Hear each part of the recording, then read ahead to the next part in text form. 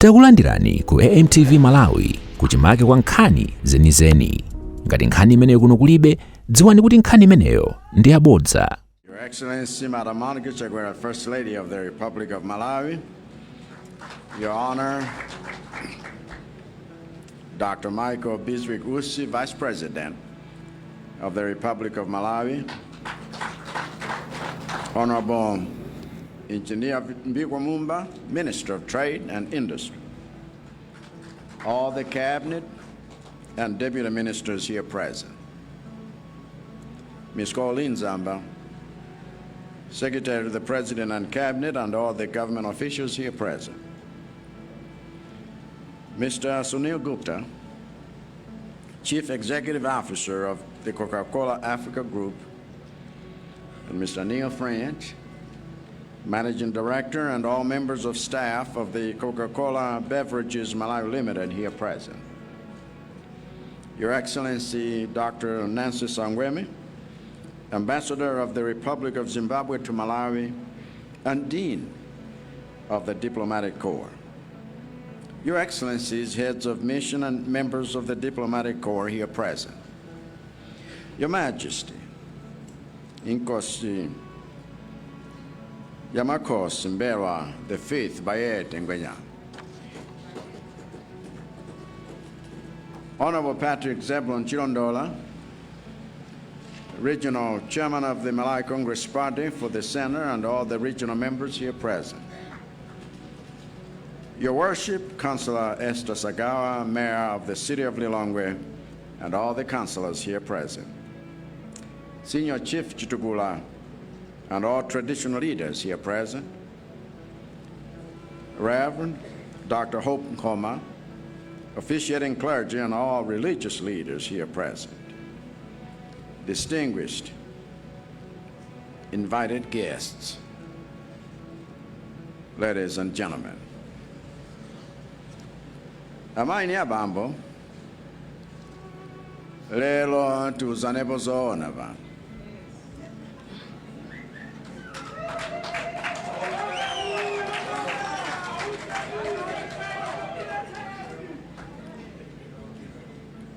Zoona zokhudzana ndi nkhani yokonda dziko lathu.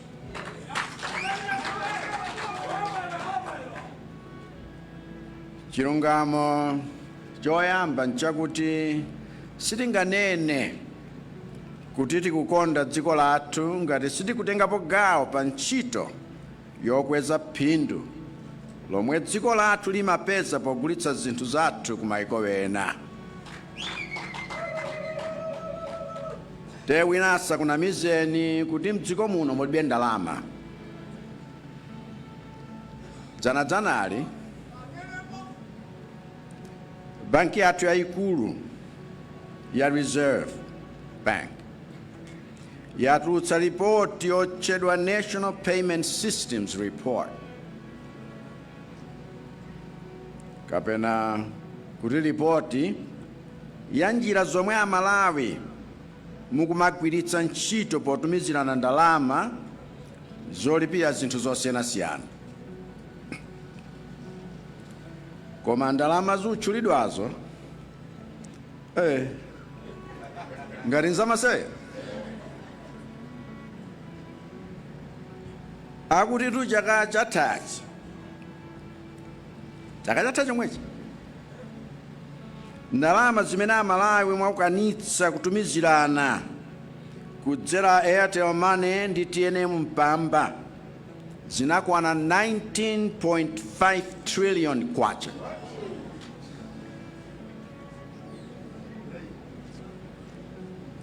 Siti kuti ma miliyoni tukoma kapenanso ma biliyoni aikoma ma trillion.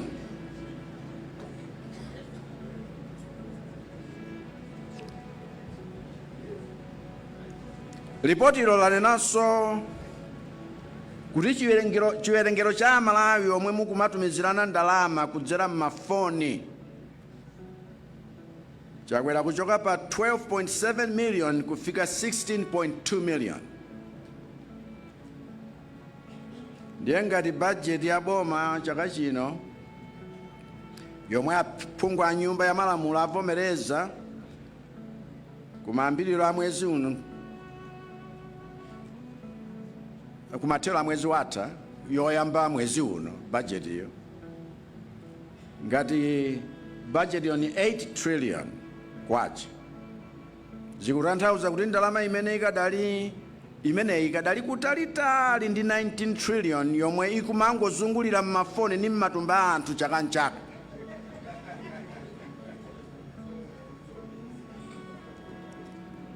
Anga tikaphatikizapo ndalama zimene amalawi ena takupatsani kudzera ku NIF,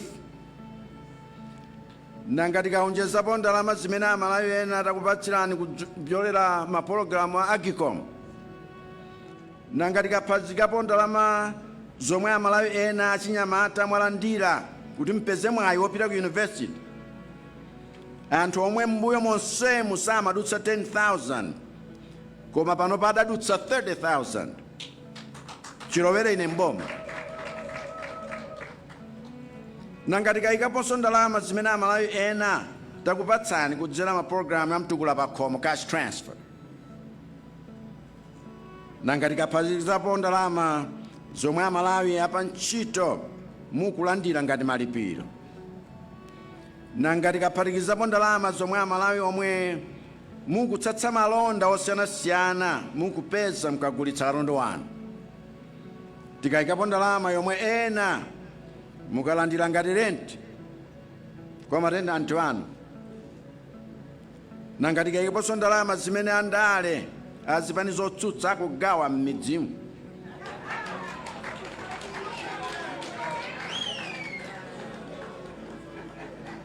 kuti agule mavoti a Malawi, ncholinga choti amalawi ayiwale zoyipa zomwe anachita m'mbuyomo komanso zoyipa zomwe akumachita ulengeza pa msonkhano kuti achalira kudzachita zimenezo akalowa mboma. Ndikuti itu zoti m'Malawi muno mulibe ndalama si zedi. Chilungamo chake nchoti ambiri a ife tikapeza ndalama sitimapanga nazo zooneka.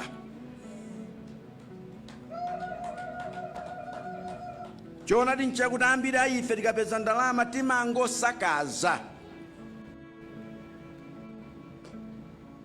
kenako tikasakaza kandalama pa zinthu zosapindulitsanso ayi, kandalama kajankutha, tiyambe kukopeka ni anthu azipani zotsutsa kamangozungulira m'midzi ni m'matawuni kunamiza amalawi kuti Chakwera ndi amene akukusaukitsani m'Malawi. Makosana tiye tizuzana zoona.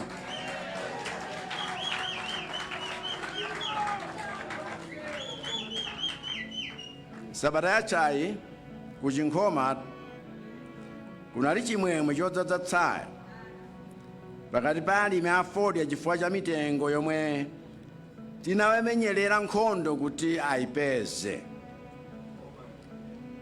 Koma komweko upeza kuti wena atenga ndalama yomwe apezayo nkusakaza ngati amva kuti dziko likuthelera lomwe.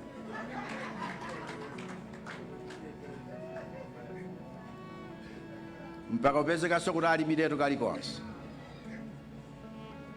Pambuyo pake nkumakopeka ni mbamva zotsutsa boma zikamanjanja pa msonkhano kujama zaini.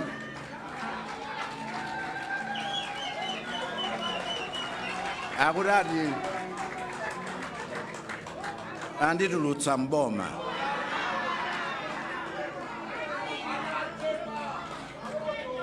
Koma kunena kwandu nathu azamalonda ni mafactory muuzane meko kuti zoti munganirutse mboma pogwiritsa ntchito mabodza will never happen.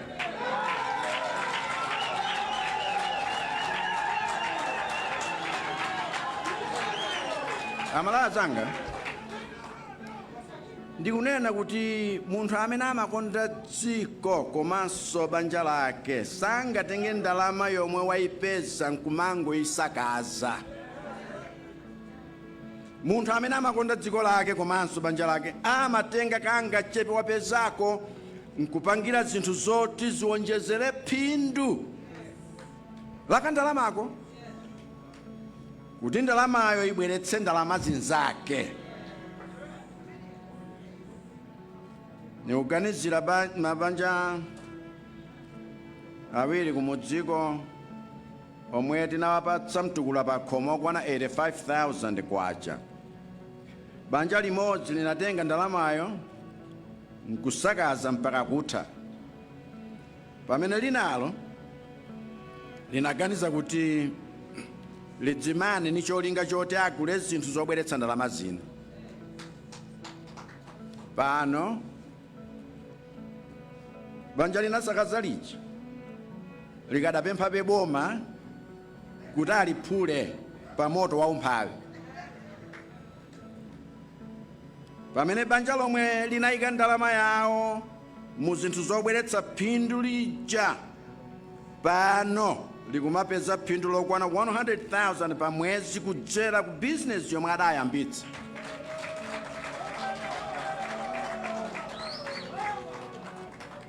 Banja loti linkapeza 5,000 kwacha pa mwezi, mmene ine mmalowa mboma, koma pano akupeza 100,000.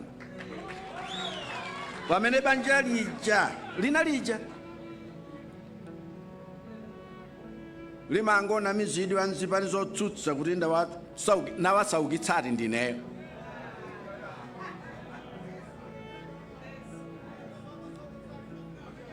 Ndiye nkhani tunena pano njoti kapena ni yakuti sachulutse zakumudzi. Ngati tikunena zoona kuti timakonda dziko lathu, njira yoyamba kuonetsera chikondicho ndi kusiya khalidwe losakaza ndalama zomwe tikumapeza.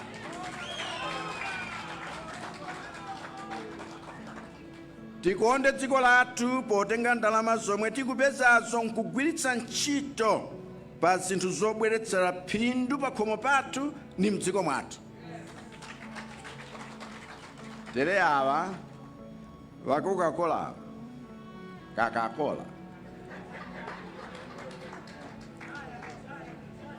vatibweretsatu pano, amenewa nchitsanzo chabwino pa nkhani imeneyi. Kampani ya Coca-Cola imapeza ndalama kudzera malonda ogulitsa zakumwa, koma akagulitsa nkupeza ndalama samangothamangira kusakaza. Amakhala pansi nkuganizira njira yoti ndalama imeneyo ibale ndalama zake.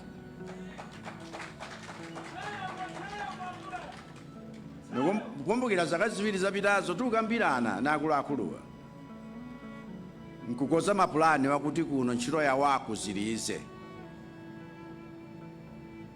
Chifukwa lero tikutsekulira PET line imeneyi, poti iwo apereka chitsanzo chabwino cha zomwe tikufuna tonse tiziganizira tikapeza kakhobidi. Iwo waonetsa kuti mfundo ya industrialization yomwe ndi sanamira yachiwiri ya Malawi 2063 vision anayimvetsetsa.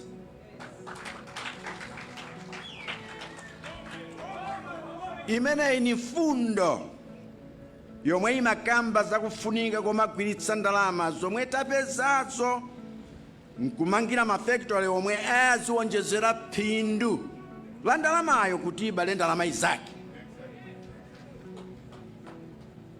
Ndiye ife aboma tinayika kale ndondomeko zonse zoonetsetsa kuti aliyense amene akufuna kutenga nawo gawo pa ntchito yokweza phindu la ndalama zathu kuti ayende mofewa tinazikhazikitsa zimenezi mu National Export Strategy, NES2. Koma ndondomekozo zimafunika kumawerenga nkuzigwiritsa ntchito ngati mmene akuzigwiritsira ntchito anthu a Coca-Cola awa. Osati ukawerenga chinthu pa tsiku ndiye kuti wawerenga mastatus antopola pa social media. Umawerenga zenzene zokweza dziko lino. Malawi ukonda mapolisi abwino nkumakhazikitsa sowena pamwamba pawena, koma umangoziunjika osazitsatira osaziwerenga, koma kungotaya nthawi pa zinthu zachabechabe. Khalidwe limenelo sikukonda dziko lako.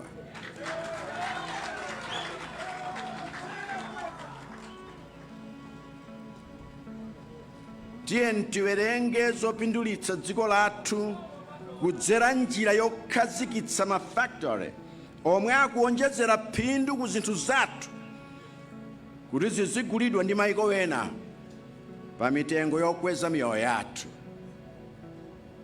So, to the leadership of Coca-Cola Beverages Malawi and Coca-Cola Beverages Africa, I commend you for this forward-looking investment, which is a testament to your faith in Malawi's potential.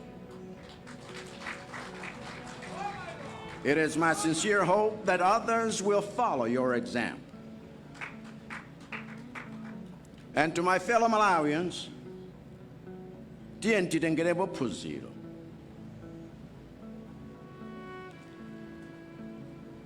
Ndalama zikumangozungulira m'mafoni ndi zomwe zikulowa m'mabanki akauntizo sizodyera. Nkhalira udzipepesa tsiku ntsiku.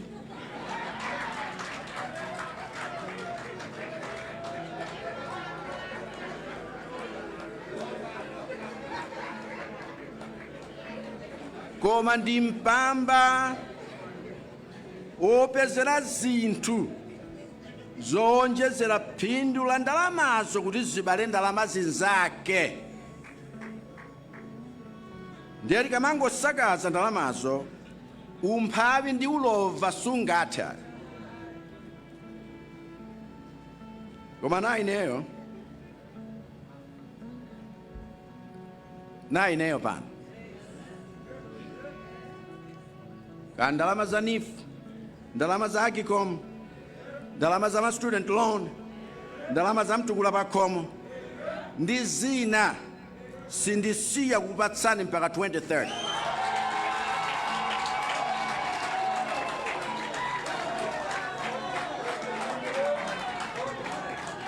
Koma zili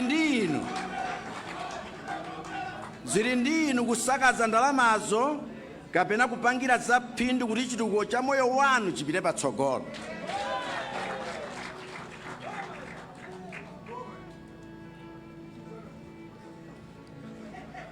Ndi mawu amenewa, I hereby declare the Coca-Cola Beverages Malawi PET production plant officially open. God bless you, and God bless Malawi.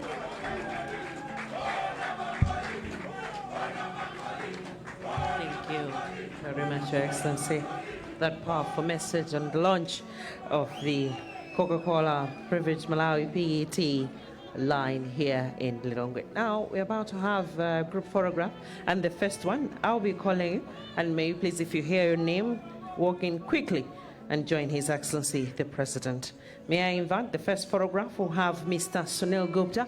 Please quickly join His Excellency the President. Mr. Neil French, Peter Mpala, Manondo Nsefula, Naomi Nyirenda, Collins Musa, Josephine Nsaliwa. You hear your name, come quickly and join His Excellency the President. Godwin Ngoma, Tom Piri, Kelly Fernie, and Simon Gaheru. May you please come forward and join His Excellency the President for this first photograph. This is the Coca-Cola team. After this photograph, may I call these names to join His Excellency the President and the Coca-Cola team.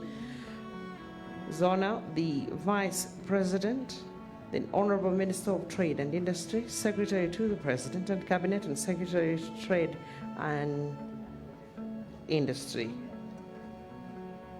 Minister, yes. This is the first one, the Coca-Cola team. We say thank you for trusting and having the confidence to invest in Malawi. Thank you.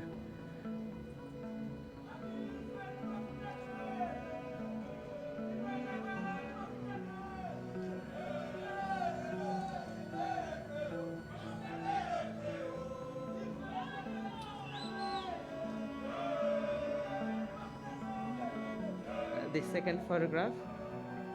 Be there. Join His Excellency and the group there, the Vice President, the Honorable Minister of Trade and Industry, Secretary to the President and Cabinet, and Secretary to Trade. Please join His Excellency the President and the Coca-Cola team. We're working together, government and the private sector. Yes.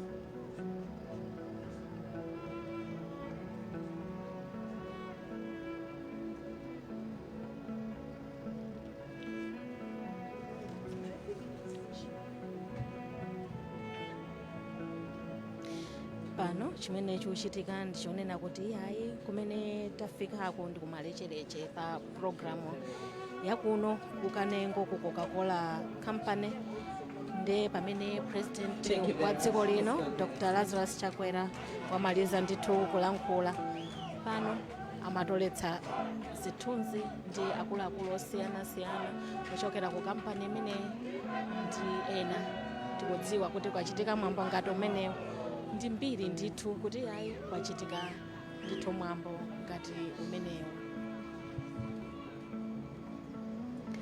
Your Excellency, thank you very much for the powerful message that you have given us today at the official launch of the Coca-Cola Beverage Malawi PET line here in Lilongwe. And this also marks the end of the program that was set this morning.